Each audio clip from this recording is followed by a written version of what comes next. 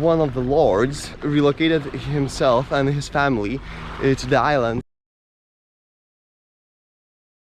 Good morning everyone, this is somewhat after 8 in the morning. We actually almost finalized today's plan. Today we'll be going somewhere off Lamont and then towards Isle of Skye, and we are planning on ending up in Isle of Skye. Long day awaits.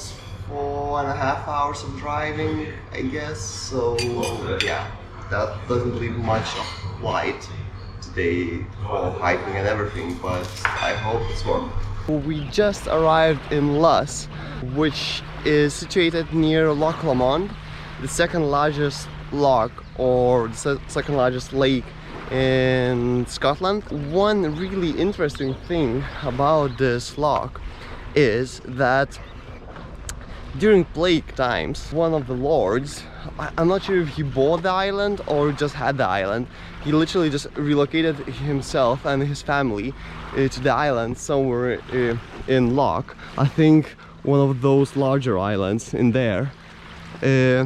And he just literally lived through the plague, which is kind of cool thing. So basically he was social distancing before social distancing was cool. So it's really relatable to our times as well. That time pressed on us hard. We didn't spend much time in Luss.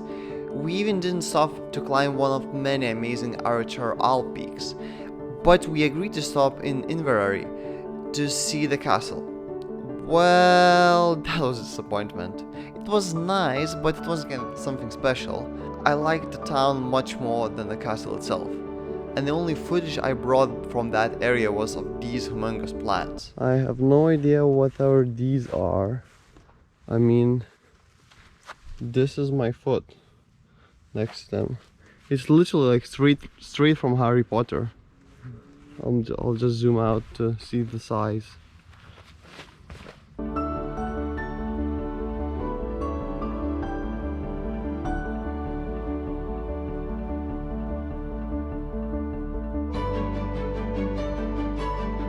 So this castle is actually from mid-1400s, from the first lord that ruled these lands.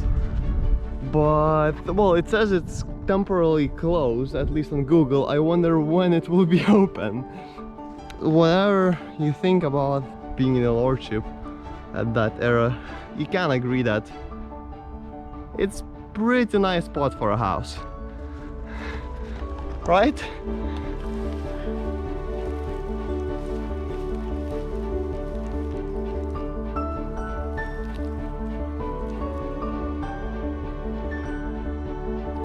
It was the first time I've ever touched a sheep with its natural wool. It felt exactly like you would expect wool would feel. I was really actually surprised by that. On the opposite side of the lake from Kilchurn Castle ruins, we have found some old church that looked slightly newer but still from the same grey stone. Soon enough we were sitting in our Corolla heading further northwest. Guess what, guys? It's not completely dark and we are already walking, so that means we'll reach our, well, we will find a campsite, hopefully in not complete darkness, which is obviously a massive improvement for us, because I don't remember when it was the last time when I pitched a tent in, well, in still daylight. Yep, there's a massive drop in there. Remember when I told you that we gonna pitch our tents with some daylight still? That didn't happen. Yeah, that actually didn't. Well, technically we pitched our tents without any artificial light source. Yep. Which probably still counts as daylight. But to be really clear, it wasn't. Anyway, I guess that's the bit for tonight. Yeah. Because we are really hungry and really tired. Yeah, so it will be nice to see in the morning where we are spending the night actually. We are actually really hoping that we can get at least, you know what, 7-8 hours of sleep. Not like Yeah. last couple nights. Anyway, good night.